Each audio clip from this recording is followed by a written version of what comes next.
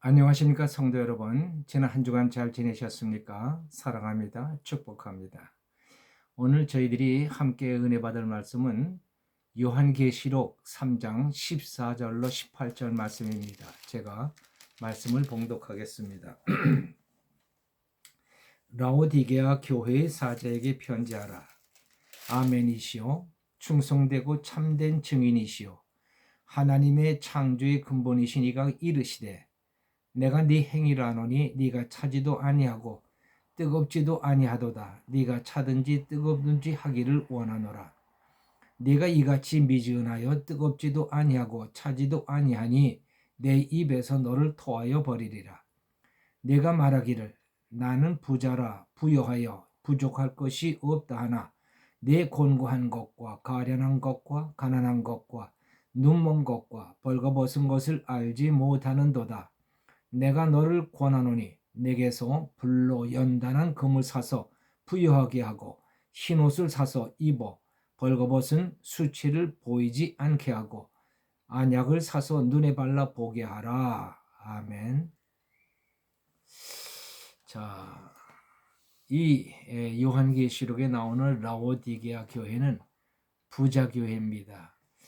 본래 이 라오디게아 도시는 아주 부유한 도시입니다. 교통의 요충지이고 또 모직공업의 중심지이고 또 유명한 의학교가 있었습니다.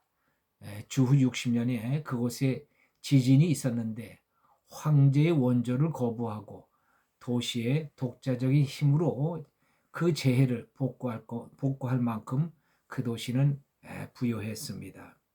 자, 이런 것을 보면은 라오디게아 도시가 얼마나 부유한 도시인지를 짐작할 수가 있습니다. 도시가 부자이다 보니까 교인들도 부자고 또 교회도 부자입니다. 그런데 이 부자 교회가 주님이 보시는 기준으로 보면은 빵점입니다. 주님은 라오디게아 교회를 향하여 아주 심한 책망을 하고 있습니다. 16절에 보면은 내 입에서 토해내고 싶다 이렇게 말씀을 하십니다. 지금 라오디게아 교인들은 지금 어떤 상태에 있습니까? 예수님의 말씀을 빌리자면 17절에서 이렇게 말씀합니다.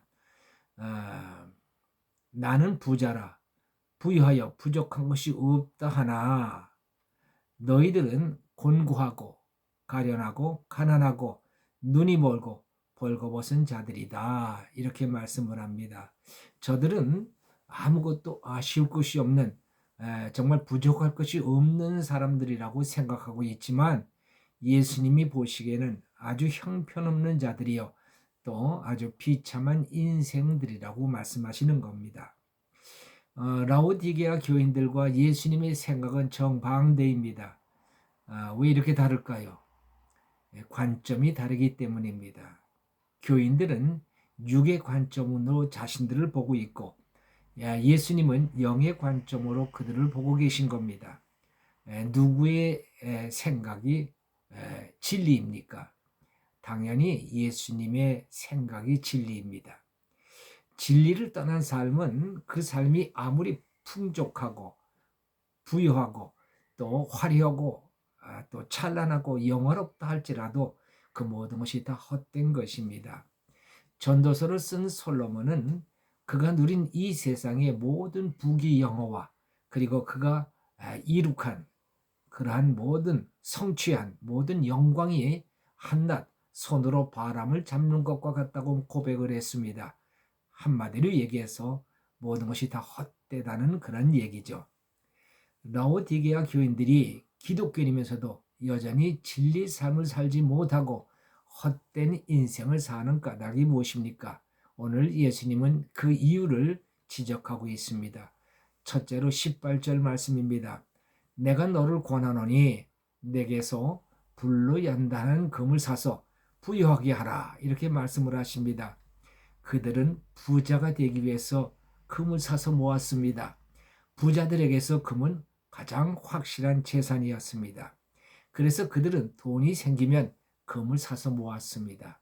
많은 금을 가진 만큼 그들은 부자였고 또 그들의 인생은 확실한 보장이 된다라고 생각을 했습니다. 그러나 아무리 많은 금을 가지고 있다 할지라도 그것으로 천국에 들어갈 수는 없는 것입니다. 이 세상을 떠날 때 가지고 갈 수 있는 것이 무엇이 있습니까? 모두가 다 빈손으로 가는 것이 우리 인생입니다. 그러나 이 세상을 떠날 때 가지고 갈 수 있는 딱 한 가지가 있습니다. 그것은 무엇이냐면 믿음입니다. 우리는 믿음을 가지고 갈 수 있습니다. 그리고 그 믿음으로 천국 문에 들어갈 수가 있는 것입니다. 그 믿음은 세상에서 말하는 떠도는 그런 잡동사니 믿음을 말하는 것이 아닙니다. 오늘 주님이 말씀하신 것처럼 주님에게서 산 불로 연단한 금 같은 그런 믿음이어야 하는 것입니다. 베드로전서 1장 17절에서 너희 믿음의 시련이 불로 연단하여도 없어질 금보다 더욱 귀하여 예수 그리스도에 나타나실 때 칭찬과 영광과 존귀를 얻게 하려 하심이라 이렇게 말씀합니다. 시련을 통과해서 얻는 믿음을 가진 자가 진짜 믿음이요 영적으로 부유한 자라고 하는 것입니다. 자, 그러면 이 시련은 무엇입니까? 우리가 믿음으로 살려고 하면 따라오는 시련입니다. 우리가 믿음으로 살지 않으면 없을 시련, 바로 그 시련을 말하는 것입니다. 믿음으로 살면 찾아오는 시련이 있습니다. 주로 집안에서 홀로 믿음 생활하는 사람들에게 이런 일들이 많이 생깁니다. 믿지 않는 남편이 교회 나아가는 것을 반대하고 싫어합니다. 기도하러 교회 가는 것을 결사 반대하는 그런 남편이 있습니다. 이런 남편하고 같이 사는 것 자체가 시련입니다. 그러나 그 시련을 믿음으로 견뎌낼 때 우린 금보다 더 귀한 믿음을 갖는 자가 되는 것이죠. 뿐만 아니라 직장에서도 믿음 생활을 하는 사람들이 있습니다. 직장에서 믿는 사람들이 겪어야 할 그러한 시련이 있습니다. 믿음을 지키지 않으면 생기지 않을 그런 시련이 있습니다. 그러나 시련이 없으면 정금 같은 믿음도 없습니다. 정말 주님이 인정하시는 믿음의 사람이 되기를 원한다면 우리는 시련을 두려워하지 말고 그 믿음으로 우리가 그 시련을 이겨내야 하는 것입니다.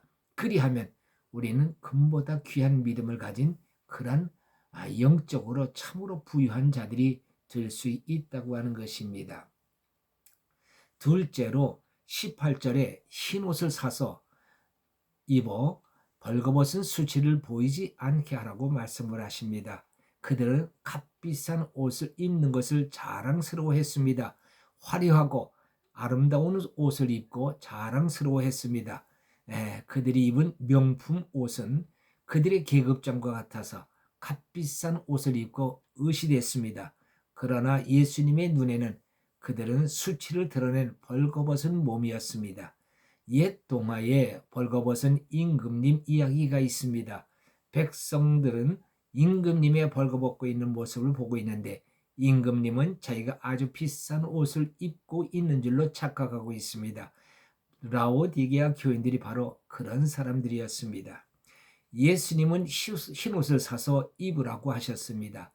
흰옷은 성도들의 옳은 행실을 의미합니다.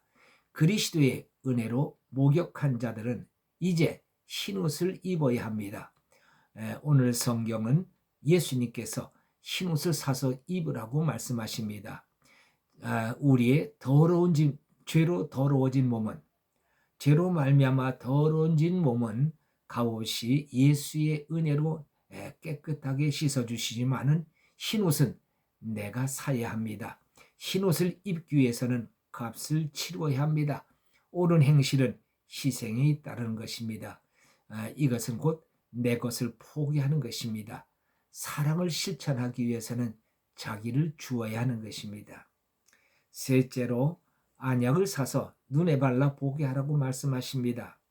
눈병이 나면 앞이 잘 보이지 않고 사물 식별하는 것이 어렵습니다. 예수님께서 안약을 사서 눈에 바르라고 하시는 것은 그들의 영의 눈이 병이 나서 영의 세계를 보지 못하는 상태에 있다는 것을 말씀하는 겁니다. 영의 눈이 열려야 하나님을 보고 하나님의 나라를 보고 하나님이 행하신 일들을 보게 될 수 있습니다. 그래야 하나님의 뜻을 깨달아 알게 되고 뿐만 아니라 나의 영적 모습을 볼 수 있게 되는 것입니다. 처음 성령을 받고 나니까 세계가 달라 보였습니다. 온 세상이 하나님으로 충만한 것을 알게 되었습니다. 만물에서 하나님의 솜씨를 보게 되었습니다. 또한 사건 속에서 하나님의 인도하심과 하나님의 역사하심을 보게 되었습니다. 뿐만 아니라 내 모습에서 죄악을 보게 되었습니다. 영의 눈이 열려야 말씀 속에 있는 하나님이 보이고 내 죄가 보이고 하나님의 음성을 들을 수 있는 것입니다. 며칠 전에 대학 친구들을 만났습니다. 매월 한 번씩 만납니다. 나는 그 친구들과 만나도 하나님에 관한 이야기는 별로 하지 않습니다. 왜냐하면 내가 목사이기 때문에 친구들이 별로 그런 얘기 듣는 걸 좋아하지 않습니다. 그럼에도 나는 그들과의 만남을 중단하지 않습니다. 언젠가 그들에게 내가 필요할 날이 오겠지 하는 생각에서 계속 관계를 이어갑니다. 며칠 전 만나 저녁을 먹는 중에 한 친구가 성직자들에 대한 비판을 했습니다. 그 말을 듣고 아무 대답을 안 했습니다. 그리고 나서 나는 아버지의 이야기를 했습니다. 간경화로 돌아가실 위험한 상태에 있는 아버지를 위해 병원에서 기도했는데 아버지가 혼수 상태에서 할렐루야를 외치고 살아나셨다는 이야기를 했습니다. 상식적으로 이해할 수 없는 일이지만 내가 경험한 진실을 이야기했습니다. 이 일은 영적인 사건이기 때문에 우리의 이성으로는 이해할 수 없지만 사람은 영의 존재이기 때문에 이런 일이 일어날 수 있다는 사실을 설명해 주었습니다. 우리 성도님들은 비록 육을 가지고 이 세상을 살고 있지만은 그러나 육으로만 세상을 사는 것이 아닙니다. 육의 눈으로는 보이지 않지만 영의 눈으로 보이는 하나님의 나라를 살아가는 사람들이 바로 하나님의 사람들입니다. 육의 눈으로만 보고 육의 관점으로만 살아간다면 우리가 예수님을 믿는 성도라고 할지라도 성도의 정체성과 그리고 성도의 진실성을 잃게 될 것입니다. 예수님은 그런 성도들을 향하여 토하고 싶다고 말씀하셨습니다. 사랑하는 성도 여러분, 우리는 영의 사람들입니다. 영의 사람답게 하나님의 나라를 보고 또 하나님을 보고 하나님의 음성을 듣고 하나님의 인도함을 받으며 하나님과 동행하는 복된 삶을 사는 하나님의 사람들이 되어야 할 줄로 믿습니다. 그런 자가 진정한 의미에서의 부자라고 말할 수가 있습니다. 기도하십시다. 할렐루야. 하나님 아버지 감사합니다. 오늘 성경에 나오는 라오디게아 교인들은 그들이 비록 교회 다니는 성도들이었지만은 예수님이 보시기에는 전혀 아니오시다 하는 그런 성도들이었습니다. 그들은 영의 눈이 멀어 있었습니다. 그는 오직 세상의 것을 가장 가치 있는 것으로 여기고 그것을 좋아하는 사람들이었습니다. 하나님, 우리는 그와 같은 사람이 되지 않게 없어서 정말로 귀한 것은 보이지 않는 하나님의 나라요. 또 하나님께서 가장 귀하게 여기시는 것들인 줄 믿사오니 주여 저희들이 정말 금보다 귀한 믿음을 가진 자들 되게 하시고 정말 뿐만 아니라 옳은 행실로 하나님의 뜻을 아름답게 실천하는 자들 되게 하시오며 뿐만 아니라 언제나 영의 눈이 열려져서 하나님과 동행하는 삶을 살아가는 주의 백성들이 되게 하여 주옵소서. 감사하고 우리 주 예수 그리스도의 이름으로 기도하옵나이다. 아멘.